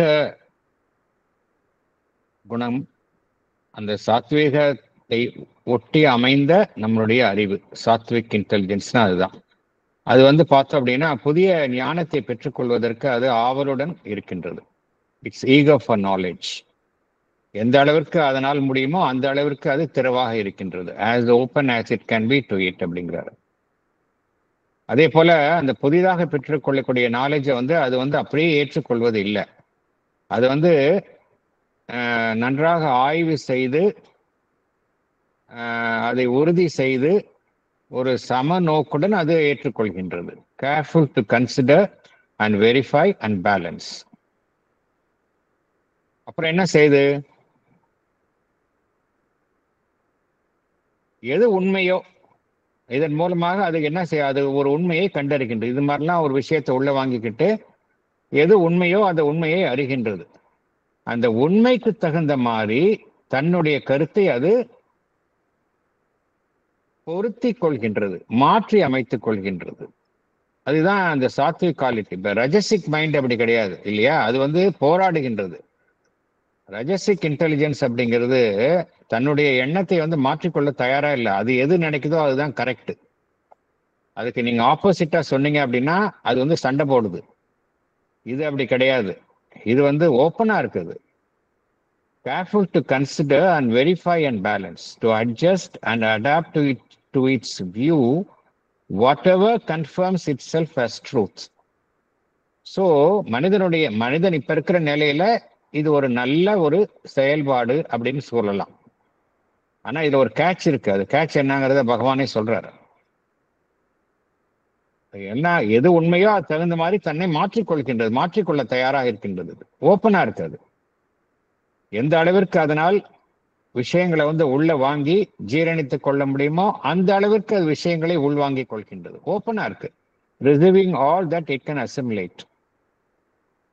skilful to build truth அப்படிங்கிறார். In a harmonious intellectual structure. ஒரு ஒத்திசைவுடன் கூறிய ஒரு அறிவினுடைய கட்டுமானத்தின் அடிப்படையில என்ன செய்கின்றது? உண்மையை அது தீர்மானிக்கின்றது. Skilful to build truth in போராடுறது இல்லை, சண்டை போடுறது இல்லை, முரடு பிடிக்கிறது இல்லை. அது ஹார்மோனியஸா எல்லாத்தையும் ஏற்றுக்கொள்கின்றது.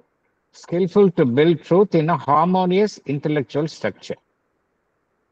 ஆனா என்ன கேட்ச் அப்படின்னா, அந்த சாத்விக் குணத்துல என்ன கேட்ச் அப்படின்னா, சாத்விக் குணம் பார்த்தோம்னா ஏதோ ஒரு ஒளியின் அடிப்படையில் தான் செயல்படுகின்றது அப்படிங்கிறத பார்த்தோம் இல்லையா? ஆனா அதனுடைய ஒளி வந்து லிமிட்டட். ஏன் லிமிட்டட் அப்படின்னா, பிகாஸ் மனம் வந்து மனதனுடைய எல்லைக்குள்ள தான் அதுவும் செயல்படுது. அது சூப்ராமெண்டல் லெவல்ல இருந்ததுன்னா அது லிமிட்டடா இருக்காது. அதுதான் இங்க கேட்ச். ஈவன் சாத்விக் குணம் கூட ஒரு எல்லைக்குள்ளதான் செயல்படுது அப்படிங்கிறார். சாத்விக் குணத்துல இருக்கிறதுனால வந்து அது ஹையஸ்ட்னு சொல்ல முடியாது அப்படிங்கிறாரு. Because its light is limited, as all mental light must be, it is unable to enlarge itself. அது தன்னை விரிவாக்கம் செய்து கொள்ள முடியாது. ஒரு எல்லைக்குள்ளதான் செயல்படும். So as to receive equally all truth and all knowledge. All truth and all knowledge அப்படிங்கிறது 360 degree angle இல்லையா? அது சூப்பர் மைண்டுக்கு தான் உண்டு, ஹியூமன் மைண்டு கிடையாது. சாத்விக் மைண்டா இருந்தாலும் கூட அது ஒரு லிமிட்டேஷன்ல தான் செயல்படும். அதனால வந்து சரிசமமா அனைத்தையுமே வந்து ஆல் ட்ரூத் அண்ட் ஆல் நாலேஜை ஈக்குவலா உள்ள வாங்கி கொள்ள முடியாது அப்படிங்கிறாரு. அப்புறம் முக்கியமான ஒரு விஷயம் என்ன அப்படின்னா, அந்த சாத்விக் ஈகோ அப்படிங்கிற ஒரு குணமும் இருக்கும். அதுக்கு சாத்விக் ஈகோ அப்படிங்கிறத பத்தி பகவானே நிறைய தடவை பேசியிருக்காரு. நான் சாத்விகமா இருக்கிறேன் அப்படிங்கிறதே நிறைய பேருக்கு ஈகோ இருக்கும் அப்படிங்கிறாரு. நான் வந்து இதெல்லாம் அனுசரிக்கிறேன், இதெல்லாம் நான் பண்ண மாட்டேன், இந்த பக்கம் நான் போகவே மாட்டேன், இந்த விதிமுறைகளை நான் தீவிரமாக கடைபிடிக்கின்றேன் அப்படிங்கிற ஈகோ நிறைய பேருக்கு இருக்கும் அப்படிங்கிறார். இதுதான் சாத்விக் ஈகோ அப்படிங்கிறது. அதுதான் இங்க சொல்றாரு, it has a mental ego. அந்த மென்டல் ஈகோ எப்படின்னா, ஈவன் அண்ட் என்லைட்டன்ட் ஒன் அப்படிங்கிறார். இது வந்து இதை குறித்த ஒரு எபிசோட வந்து நம்மளுடைய என்ஆர் நாராயணமூர்த்தி கூட ஏற்கனவே நான் இதை இங்க ஷேர் பண்ணியிருக்கேன். ஏன் வந்து நம்ம வந்து ஓப்பனா இருக்க மாட்டேங்கிறோம், ஒரு சுப்பீரியாரிட்டி காம்ப்ளெக்ஸ்ல இருக்கிறோம் அப்படின்னா, மற்ற கல்ச்சரை வந்து மற்ற விஷயங்களை மற்றவங்களுக்கெல்லாம் நம்ம நமக்கு தான் எல்லாமே தெரியும், மற்றவங்களுக்கு தெரியாது அப்படின்னு ஏன் நினைக்கிறோம் அப்படிங்கிறத பத்தி ஒரு சைனீஸ் ஒரு சைனாவை சேர்ந்த ஒரு பண்டிட் வந்து அவருடைய டிராவலாக்ல ரெக்கார்ட் பண்ணியிருக்காரு அப்படின்னு என்ஆர் நாராயணமூர்த்தி வந்து ஒரு தடவை அந்த லால் பகதூர் சாஸ்திரி அகாடமி இந்த சிவில் ஆஸ்பிரண்ட் மீட்டிங்ல பேசியிருக்காரு. நம்ம ஏன் ஓப்பனா இருக்கிறது இல்லை, நம்ம ஏன் அந்த மற்றவர்களுக்கும் நம்மளோட அதிகமா தெரியும் ஏற்றுக்கொள்ள மறுக்கின்றோம் அப்படிங்கிறத ஒரு சைனீஸ் டிராவலர் ரெக்கார்ட் பண்ணியிருக்காரு. அவர் ஒரு பண்டிட். ஒரு நடந்தது வந்து 12th செஞ்சுரியோ 13th செஞ்சுரியோ நடந்தது. ஒரு சைனீஸ் டிராவலர் ஒரு நல்ல கற்றறிந்த ஞானி இங்க வராரு, நம்ம இந்தியாவுக்கு வராரு. அவரு ஒரு ஒரு பண்டிட் கிட்ட போறாரு. பண்டிட் கிட்ட ஒரு விஷயத்த வந்து ஒரு ஒரு விஷயம் அவருக்கு தெரியல, இவரு தெரிஞ்சிருக்கு சொல்றாரு. உடனே அந்த பண்டிட் கேட்கிறாரு, இது எப்படி உனக்கு தெரிஞ்சது, உனக்கு தெரிஞ்சிருக்க வாய்ப்பு இல்லையே, நீ இன்னொரு பண்டிட் கிட்ட போனியா, அவர் மூலமா தான் கத்துக்கிட்டியா, இது உனக்காக தெரிஞ்சிருக்க, உனக்கே தெரிஞ்சிருக்க வாய்ப்பு இல்லையே அப்படின்னு அவர் கொஸ்டின் பண்றாரு. இதை ரெக்கார்ட் பண்ணிருக்காரு ஒரு டிராவல் ஆகல. இதை சொல்லிட்டு என்ஆர் நாராயணமூர்த்தி என்ன சொல்றாரு அப்படின்னா, ஈவன் நமக்கு எல்லாம் தெரிஞ்சிருக்கு அப்படிங்கிற நாலேஜ் கூட ஒரு ஈகோ உண்டாக்கும். இந்த நம்ம வந்து நம்ம தான் எல்லாம் தெரிஞ்சிருக்க அப்படிங்கிற ஒரு குணம் வந்து அது ஒரு தவறான போக்கு அப்படின்னு அந்த இடத்துல அவர் சொல்றாரு. அதைத்தான் இங்க பகவானும் கூறுகின்றார். It has a mental ego. இந்த மென்டல் ஈகோ வந்து ஒரு என்லைட்டண்டா இருக்கும், எல்லாம் எனக்கு தெரியும் அப்படிங்கிற ஒரு செட்டிலா இருக்கும் அப்படிங்கிறார். அண்ட் இஸ் டிட்டர்மின்ட் பை இந்த மென்டல் ஈகோ வந்து it has a mental ego even in enlightened one. இந்த மென்டல் ஈகோ என்ன செய்யும், எல்லாத்துலயும் தலையிடும். அது எந்த விஷயத்த உள்ள வாங்கிக்கிறதோ, எந்த விஷயத்துல அது அதனுடைய கணிப்பை உண்டாக்குகின்றதோ, எந்த விஷயம் குறித்து அது அறிவுபூர்வமாக ஆராய்கின்றதோ, அதனுடைய மனம் சார்ந்த தேர்வுகள் ப்ரிஃபரன்ஸ் எல்லாத்துலயும் மென்டல் ஈகோவோட இன்டர்ஃபியரன்ஸ் இருக்கும் அப்படிங்கிறார்.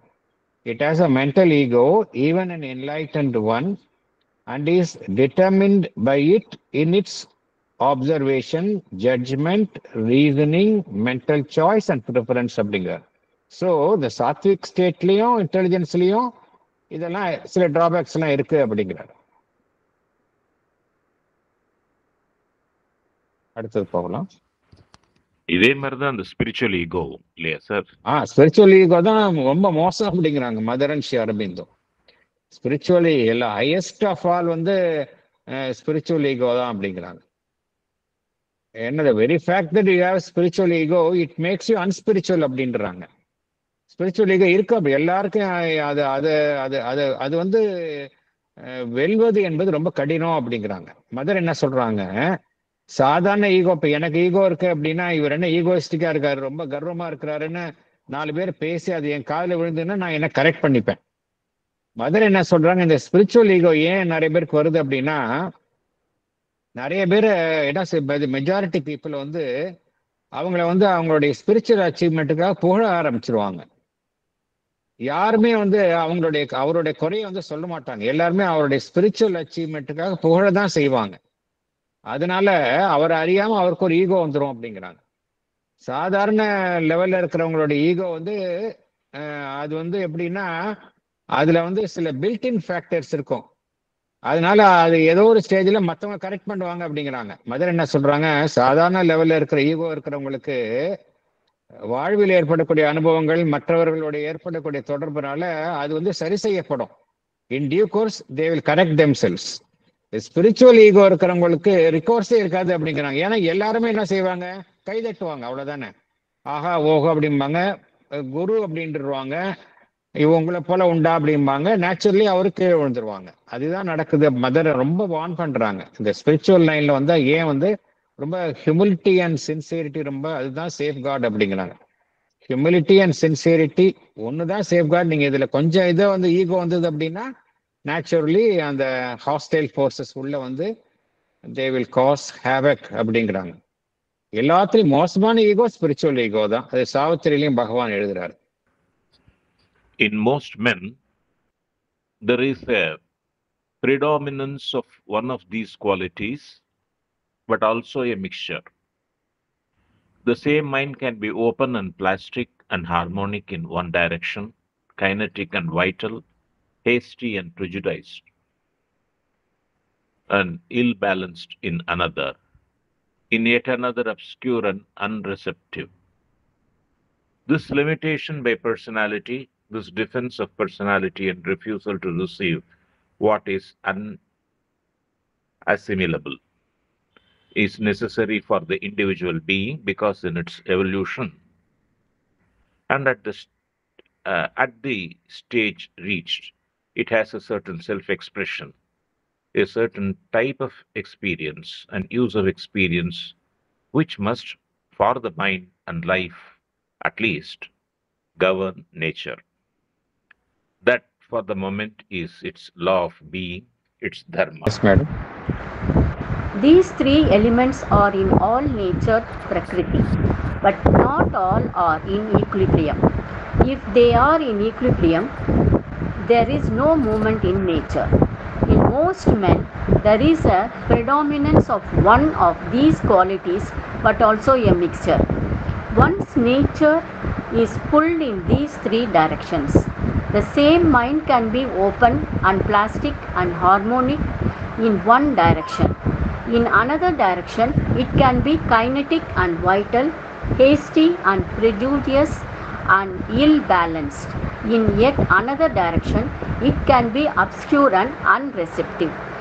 This limitation by personality, tamasic, rajasic, sattvic, this defense of personality and refusal to receive what is Unassimilable. assimilable, thank you sir, is necessary for the individual being. Because the individual being in its evolution at the stage reached has a certain self-expression. It has a certain type of experience and use of experience which must govern nature at least for the mind and life. That for the moment is its law of being, its dharma. Oh sorry. இதில் என்ன புரிஞ்சுக்கணும் அப்படின்னா, நம்ம எப்பொழுதுமே ஒரு equilibrium சமநிலையில் இல்லை. ஒவ்வொரு ஸ்டேஜில் ஒவ்வொரு குவாலிட்டி வந்து ப்ரிடாமினண்ட்டாக வேலை செய்யும் அப்படிங்கிறாங்க. சில சமயம் மிக்சராக எல்லாம் கலந்து வேலை செய்யும் அப்படிங்கிறாங்க. நம்மளுடைய இயல்பு வந்து இயற்கை இயல்பு எப்படின்னா, இந்த மூன்று திசைகளிலும் நம்ம ஒன்று இழுத்து கொண்டு தான் நம்மளுடைய நம்மளுடைய நேச்சர் வந்து செயல்படுகின்றது. நம்மளுடைய மனம் வந்து ஒரு சமயம் பார்த்தோம் அப்படின்னா அந்த சாத்விக் குவாலிட்டியோட செயல்படும், இளகிய தன்மையுடன் ஒரு ஒத்திசையுடன் செயல்படும்.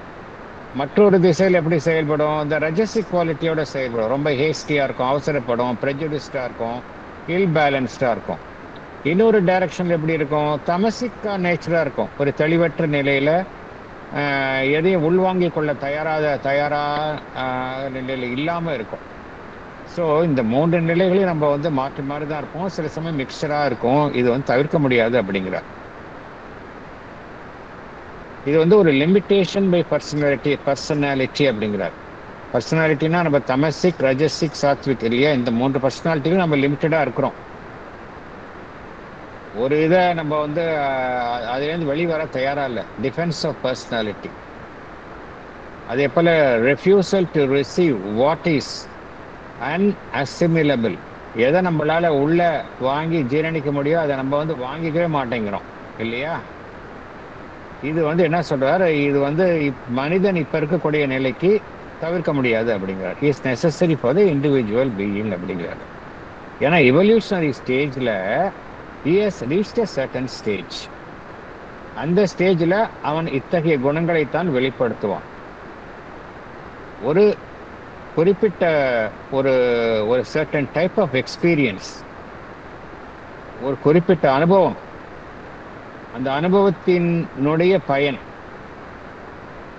இதுதான் அவனுடைய இயல்பை வந்து வழி நடத்துகின்றது. அவனுடைய மனம், வாழ்வு, இது ரெண்டையும் பார்த்தோம் அப்படின்னா ஒரு குறிப்பிட்ட அனுபவம், ஒரு குறிப்பிட்ட நேச்சர், இதுதான் அவனை வழி நடத்துகின்றது. இது வந்து ஆஸ் லாங் அஸ் நம்ம வந்து இந்த மென்டல் லெவலில் இருக்கிற வரைக்கும் நம்மளால் வந்து தவிர்க்க முடியாது அப்படிங்கிறார். எவல்யூஷனரி ஸ்டேஜில் இது ஒரு தவிர்க்க முடியாத காலகட்டம் அப்படிங்கிறார்.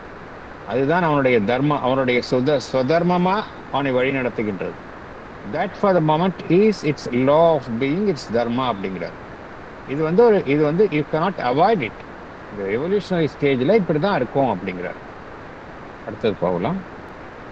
This limitation of mind consciousness by personality and of truth by mental temperament and preference must be the rule of our nature so long as the individual has not reached universality, is not yet preparing for mind transcendence.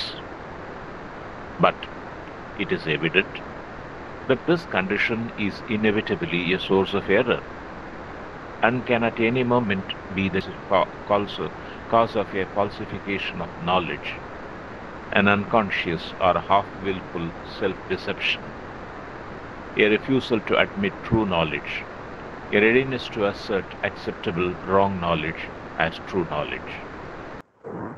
Our mind consciousness is limited by personality, tamasic, rajasic, sattvic. Our perception of truth is limited by mental temperament and preference. This limitation must be the rule of our nature so long as the individual has not reached universality. So long as the individual is not yet preparing for mind transcendence, that is exceeding one's mental limitations. But it is evident that this condition is inevitably a source of error. It can at any moment be the cause of a falsification of knowledge. It can be the cause of an unconscious or half-willful self-deception. It can be the cause of a refusal to admit true knowledge. It can be the cause of a readiness to assert acceptable wrong knowledge as true knowledge. இந்த limitations நம்ம வெளியே எப்படி போறது அப்படின்னா,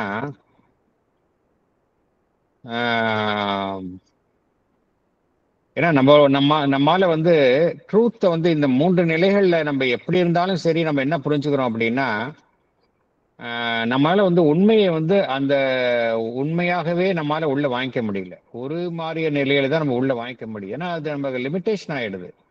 இந்த தமசிக், rajasic, Satwik state அப்படிங்கிறது எந்த நிலையிலும் பார்த்தோம்னா ஒரு லிமிட்டேஷன் நமக்குள்ள உருவாக்குகின்றது. அதனாலதான் நம்ம என்ன செய்யறோம், உண்மையை வாங்கி கொள்ளும் பொழுது நம்மளுடைய own mental temperament, mental preference அதற்கு ஏற்றாற் போலதான் உண்மையை உள்ள வாங்கிக்கிறோம். அதனால உண்மையை உண்மையாகவே நம்மால முழுமையாக பெற்றுக்கொள்ள முடியவில்லை. இது என்ன சொல்றார் பகவான், இந்த லிமிட்டேஷன் நம்மளுடைய இயல்பை ஒட்டித்தான் இருக்கும். ஆஸ் லாங் அஸ் நம்ம அந்த தனிப்பட்ட நிலையில இருக்கிற வரைக்கும் அப்படிதான் இருக்கும். பிரபஞ்சம் தழுவிய நிலைக்கு நம்முடைய கான்சியஸ்னஸ் இண்டிவிஜுவல் கான்சியஸ்னஸ் இருக்கிற வரைக்கும் இந்த லிமிட்டேஷன் இருக்கத்தான் செய்யும். பட் நம்ம கான்சியஸ்னஸ் வைடனிங், யூனிவர்சலைஸ்டு ஆயிடுச்சு அப்படின்னா நம்ம இதை தாண்டி போக முடியும். யூனிவர்சலைஸ்டு கான்சியஸ்னஸ் மாறாத வரைக்கும் இந்த லிமிட்டேஷன் இருக்கும் அப்படிங்கிறார். மனதை கடந்து எப்ப செல்கின்றோமோ, நம்ம ஏற்கனவே பார்த்தோம் இல்லையா, மைண்ட், ஈவன் சாத்விக் மைண்ட் கூட இந்த லைட் லிமிட்டடா இருக்கு அப்படிங்கிறத பார்த்தோம். சூப்பர்மெண்டல் ஸ்டேட்ல தான் நமக்கு கம்ப்ளீட் ட்ரூத் கிடைக்கும். அதுதான் பகவான் இங்க அந்த விஷயத்த சொல்ல வர்றாரு. மைண்ட் டிரான்செண்டன்ஸ், மனதை கடந்து செல்லுதல், அந்த நிலைக்கு மனிதன் செல்லாத வரைக்கும் இதெல்லாம் இருக்கத்தான் செய்யும் அப்படிங்கிறார். ஆனா என்ன புரிஞ்சுக்கணும் அப்படின்னா, இதெல்லாம் நான் ஒரு சோர்ஸ் ஆஃப் எரர் ஆயிடுது. ஆல் செட் அண்ட் டன் இதெல்லாம் பிழைக்கு அடிகோல் இடுகின்றது அப்படிங்கிறார். இன்னெவிட்டபிளி a சோர்ஸ் ஆஃப் எரர் அப்படிங்கிறார். இது என்ன செய்கின்றது, ஃபால்சிஃபிகேஷன் ஆஃப் நாலேஜ். உண்மையை பொய்மையாக, நாலேஜை அது பொய்யாக நமக்கு தருகின்றது, பொய்மையாக்குகின்றது. நம்மை அறியாமலேயே அல்லது நம்மளுடைய அரைகுறை விருப்பத்துடன் என்ன நம்மை நாமே ஏமாற்றிக் கொள்கின்றோம். It can be the cause of an unconscious or half willful self deception. நம்மை நாமே நாம ஏமாற்றிக் கொள்வது செல்ஃப் டிசெப்ஷன். அப்புறம் உண்மை, அந்த ட்ரூ நாலேஜை ஏற்றுக்கொள்ள நாம் மறுக்கின்றோம். இதன் காரணமாக என்ன நடைபெறுகின்றது என்றால், it can be the cause of refusal to admit true knowledge. உண்மையான ஞானம் எதுவோ அதை ஏற்றுக்கொள்ள மறுக்கின்றோம். அப்புறம் தவறான நாலேஜை தவறான அறிவை நம்முடைய விருப்பத்துடன் சரியான அறிவு என்று நாம் ஏற்றுக்கொள்கின்றோம். ஒரு நாலேஜ் இருக்கு, அது நல்லா தெரியுது, நம்மளுக்கு ராங் நாலேஜ்னு தெரியுது. தெரிஞ்சாலும் என்ன செய்யறோம் நம்ம? இந்த ராங் நாலேஜ உண்மையான நாலேஜுக்கு பதிலாக ஏற்றுக்கொள்வதற்கு நாம தயாரா இருக்கிறோம். It can be the cause of readiness to accept acceptable wrong knowledge as true knowledge. So இதெல்லாம் எதனால வருது அப்படின்னா, இந்த 3 divisions of the மனிதனுடைய நேச்சர், அந்த இன்டெலிஜென்ஸ், 3 விதமான அந்த ரஜசிக், தமசிக் அண்ட் சாத்விக், இதை ஒட்டிய இயல்புகள் தான் இதுக்கெல்லாம் பிழைகளுக்கு காரணமாக இருக்கின்றது அப்படின்னு பகவான் கூறுகின்றார். நம்ம இத்துடன் இதை முடித்து